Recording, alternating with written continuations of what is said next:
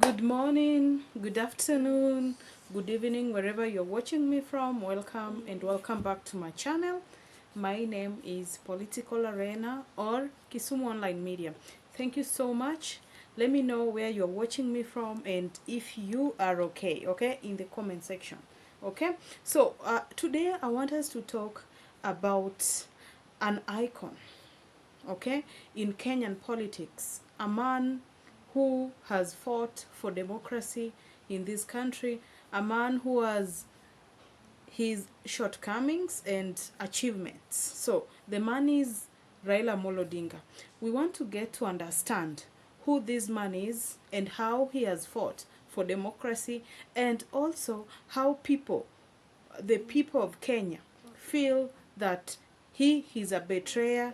The people of from his tribe, which is Luo, how some of them feel that he is a betrayer. So please make sure you watch this video till the end and make sure that you share the video with your friends.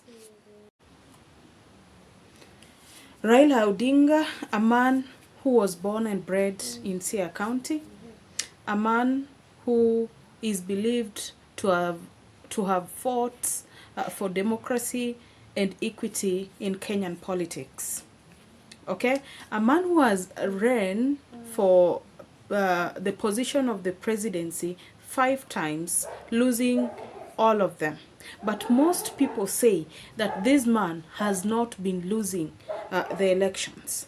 Most Kenyans say that he has always wanted to remain relevant in Kenyan politics. Let's take an example of the late President Mwai Kibaki. Mwai Kibaki rose into power in 2002.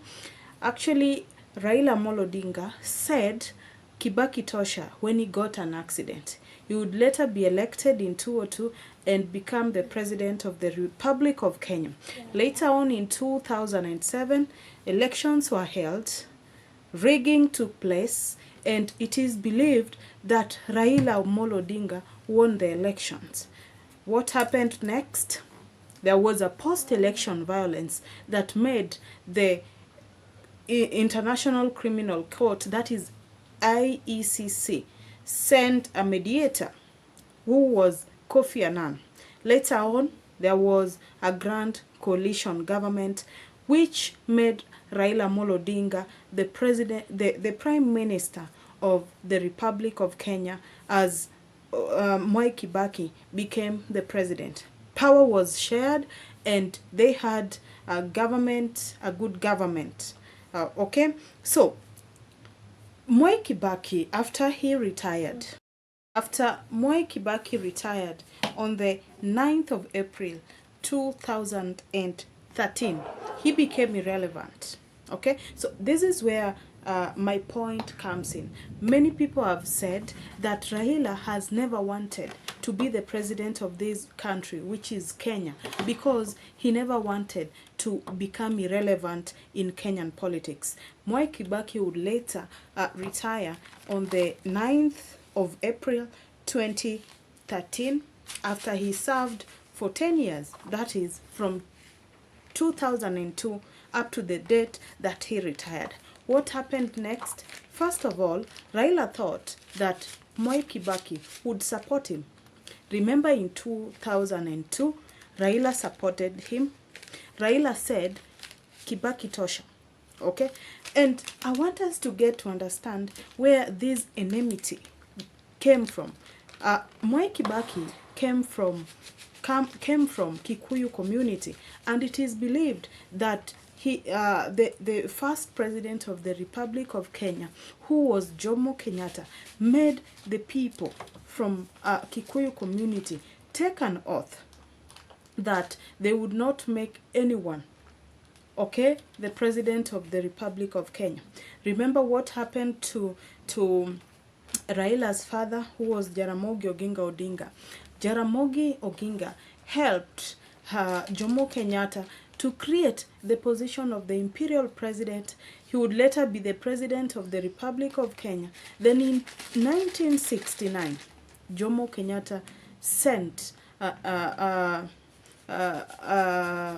Raila's father, okay, to detention. He detained him, meaning Jomo Kenyatta forgot about all the nice things that Jaramogi Oginga Odinga did for him.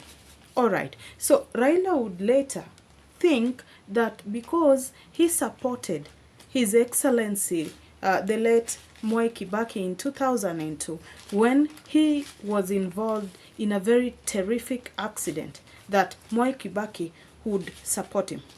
Mwai Kibaki did not support him. Instead, there was a new person from the Mount Kenya, from Kikuyu community, who was the son of Jomo Kenyatta, the first president of the Republic of Kenya. That is Uhuru Kenyatta.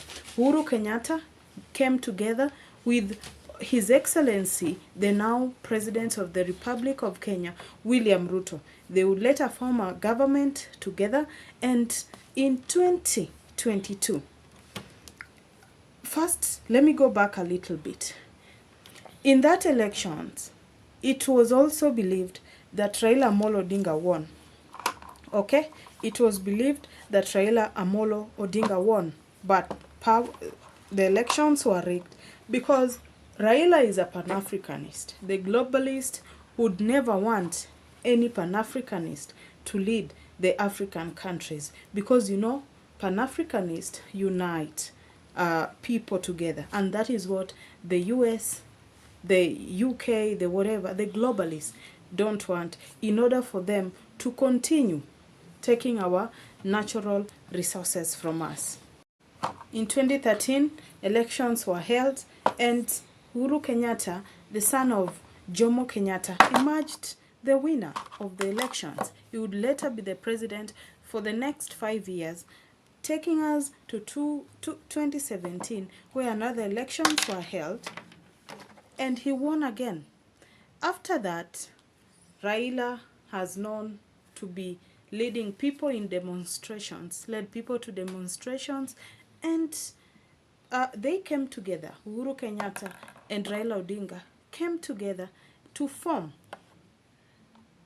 a government that would later create chaos between Uhuru Kenyatta and the then vice president, who was called William Samoei Ruto. Okay?